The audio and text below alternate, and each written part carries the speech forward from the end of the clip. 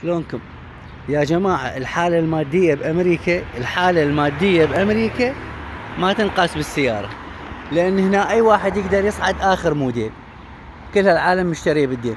هسه شوفوا، هاي سيارتي، يعني هاي لكزس فول اوبشن، يعني 4x4، فتحة بالسقف، كاميرا خلفية، الكراسي كلهم التدفئة تصير جواهم، وبلوتوث، يعني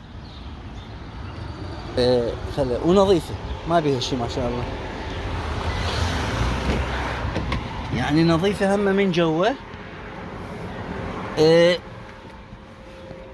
اي بيش اشتريتها ب5500.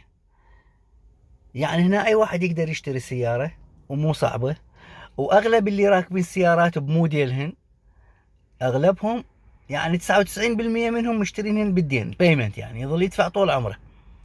فمسألة السيارة هنا مسألة سهلة، انه مو اي واحد يطلع لكم راكب له سيارة ويتفخفخ بيها، هي اصلا يمكن تكون مو مالته مشتريها بالدين. فهنا اي واحد يقدر، يعني اللاجئ يجي خلال سنة يشتري سيارة. يعني انا قبل هاي السيارة كانت عندي نيسان سينترا 2008، بعتها ب1000، والله حتى ما ماشية 137، وانا مشتريها قبل من مرة، يعني وان اونر، بعتها ب1000.